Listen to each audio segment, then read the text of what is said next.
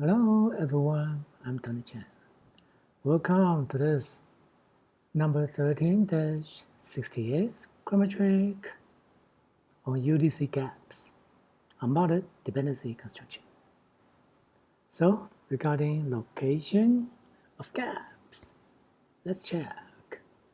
I told her what you insisted that we need. Okay. Feels relative, the thing. So this is the thing. I told her this. I told her the value of x in the proposition. You insisted that we need x. So I told her just this, x, the thing. I told her what that we need is agreed.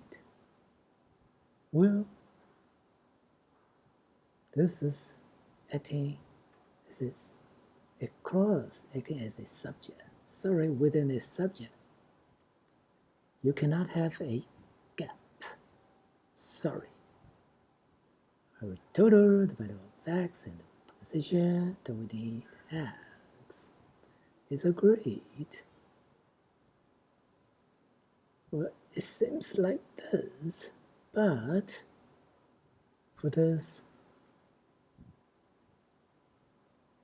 extraposed, the thing is fine. Yeah, that's for this one.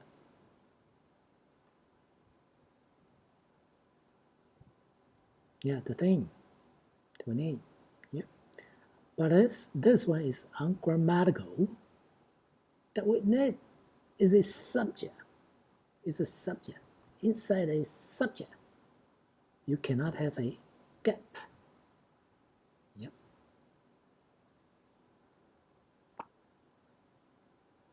That's a subject. Stephen J. Good wrote a book about. Yeah, about a subject. That's fine. That's a subject Stephen J. Good despises a book about. Well, pure semantical. You cannot despise a book about a subject. Sorry, you can despise a book about its outlook, about its content,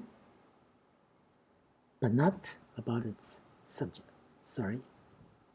So semantically, not that good.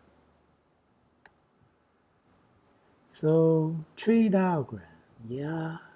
First row, upper row, function, second row, category. So nucleus, this one. Pre-nucleus, this one. And between nucleus and prenucleus, there can be many middle layers. But for fused relative, sorry, this is not fused relative. So that'll be fine if you have intermediate layers. So for this nucleus, you have subject and verb phrase, that is the predicate. You have predicator, that is the verb, and the complement to the verb, and that is that content clause acting as complement to the verb, and the head is the clause, and this is just a subordinator, a marker. Yep, and this is the content clause itself, and there is a gap, and the prenucleus is for the gap. Gap type, it could be inside a verb phrase, So most of the criticisms he accepted with good praise, So verb complement. This is the verb phrase. Yeah, inside of verb phrase, you can have gaps. Yep. Such as this, yeah, use this, yeah, for it cleft. For it cleft, if you want to foreground this, that he accepted with good grace, Yep.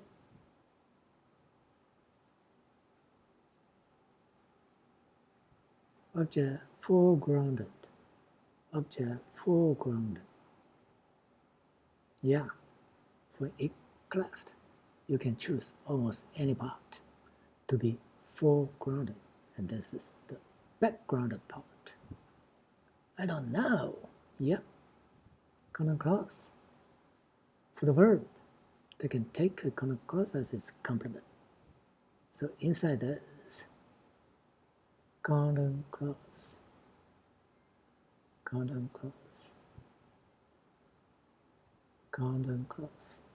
You can have a gap. It was, yeah, again, to a cousin that he sold the business. To be as young, foregrounded. And this one is a kind of common clause. So it can contain gaps. Yeah, the original sentence. If you prepose, then of course, the original place for the object, there is a gap, of course. Adjective phrase and preposed. Not so certain. In PC function, adjective phrase. Not so certain adjective. So this is a adjective phrase. Not so certain. A gap, adjective. Not so certain. It's here, whether it's ethical. Not so certain whether it's ethical. Yep. That's the only crime of which they could find him guilty. Okay, a gap here. Again, adjective phrase. And this one is objective PC. Type 4 sentence, objective PC. And this is adjective phrase, actually acting as objective PC. So, adjective phrase in PC function can have gap. Declarative common clause can have gap. Let's check. She said. Declarative common clause to this verb. So, it can contain a gap. I don't know. Oh, he thinks he is. So, no. Declarative common clause. So it can contain a gap. Here's the book, I think, might help us. I think might help us. He thinks he's here. Okay. Common clause, declarative common clause. So, yeah, you can also treat it this way. Yeah, this way is better. Things can take a declarative common clause. So this is a declarative common clause. Inside it, you can have a gap. Yep. Think. Declarative common clause. You can have a